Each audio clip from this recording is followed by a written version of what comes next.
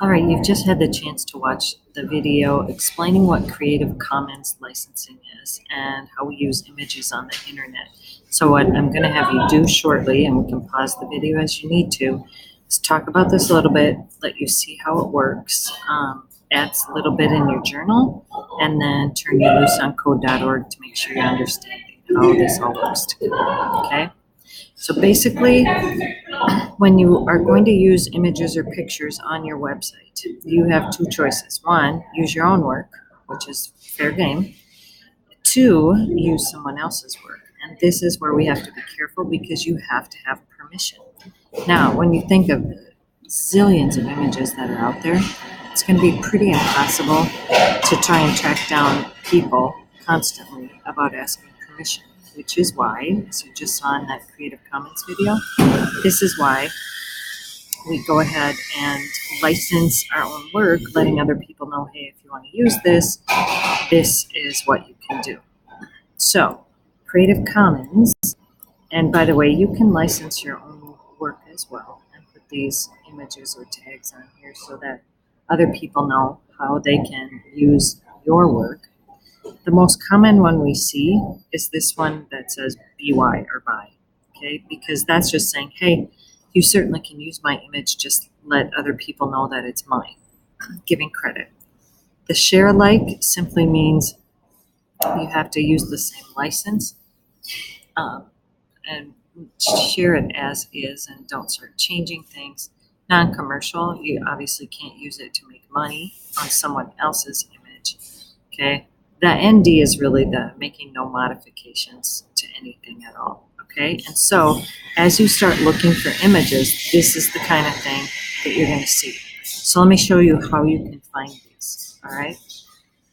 When you start looking for images, typically most of us use Google. So let's just say I'm trying to find a certain picture of some flowers that I want to use for some purpose, okay? So you start your initial Google search looking for flowers, and let me get there, okay? And when I do that, I see this come up, and so you're like, well, I don't want to find a florist, I want to actually find pictures. And you find all these beautiful things. Here's where it's going to get different now for every single thing you do. There's a little icon here for tools. Click on that. Come over here to usage rights. And then notice that it's a default that it doesn't filter by license. And from now on, we're going to click this bottom one that says labeled for non-commercial reuse. When you click on this one, then these ones are fair game to use, and you can dig in and figure out where they came from and what kind of usage is on here. So I'm going to click on this image. Notice most everything says something about it may be subject to copyright. Click on the actual image itself to dig in there and figure out, first of all, what website is it coming from. This one happens to come from Wikimedia Commons, which is a great one to use because this is going to give you all of the information very easily, okay? So the author. So this person, you have to give credit to that person because they're the creator of the work. Notice, here's the information. And a lot of times they just give you the picture. Now, I've done this enough that I know that this is the BY and the share alike. But if you're not sure, usually they'll have some sort of information you can dig a little deeper so that you can just type it just like this. You don't even necessarily have to have the 4.0 as long as you have the CC BY SA. And that tells you that it's okay to use. Okay? This is the kind of stuff you're going to look for. Now, occasionally, you might run into something you cannot find. In fact, it might say public domain, and that it's free to use without attribution. So then I'll show you how to enter that as well. But for now, since we've run through this a little bit, go and get your journal in your Google Docs open and pause as you need to. But here is what you should have so far on this first page about notes and reflections, and we're going to add in here Creative Commons. Okay.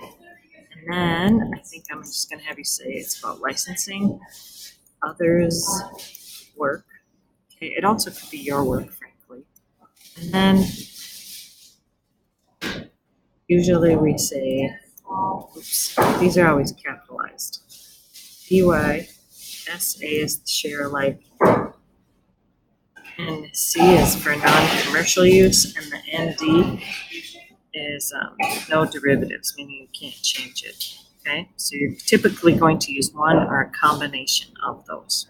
All right, I'm just gonna fold that a little bit, underline it so it matches the rest. Okay, now we haven't really talked about the tags for an image yet. So underneath what you have in your list so far,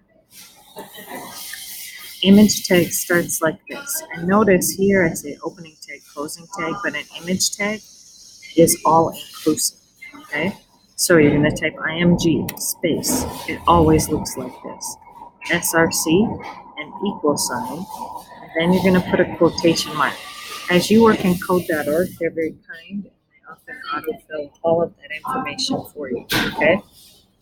All right. Next, in this space, you're going to have the file name. Okay, and it's going to vary for each one. Okay, I'm just going to italicize it. File name, and it usually ends in a .jpeg or a PNG file, but it has that sort of naming convention. Leave a space.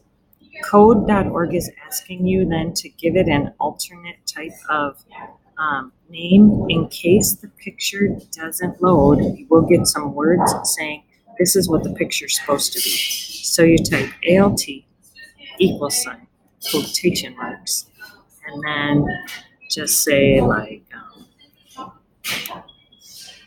image, whatever it is. Okay, it could be dog, cat, horse, whatever it is.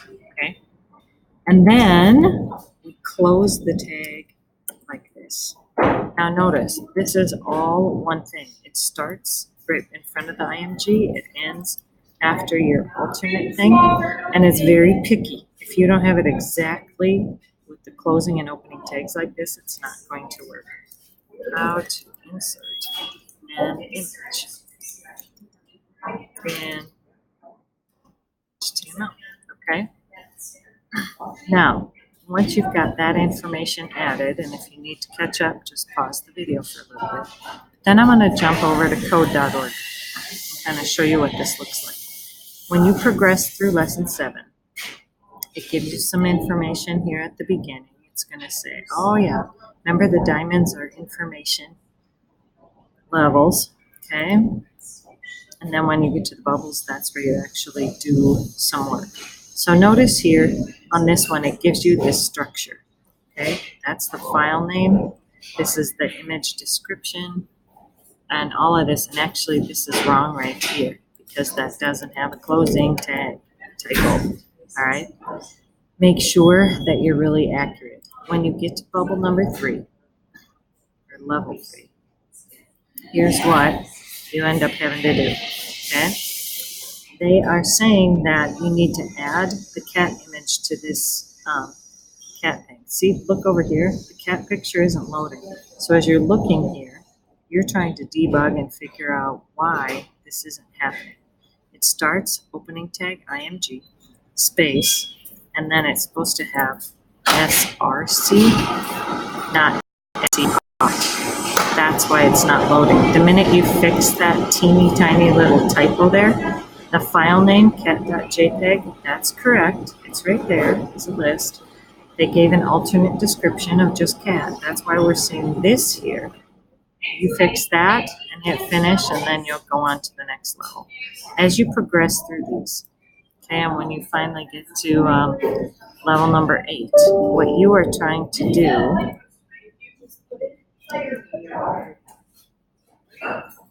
this up here, okay? You get to start adding some image on your own web page. Now, mine is started this way about musicals and such. It says you can go through now and start adding some of your own. These are some of the images that I've already downloaded. If you want to add an image, you're going to click on this, and it's going to ask you what you want to what you want to bring forward. So when you're out here on Google and you want to take this picture that we looked at before and say, yeah, I want to download this thing, then what you can do is just on your touchpad, use 2 fingers. That's like a right click. Get it here. Ta-da! And it'll ask you to save the image as. You need to save it on your profile. It'll give you this option. Okay, you can tell it if you just want it in your downloads or whatever, where you want to put it. Give it a name down here.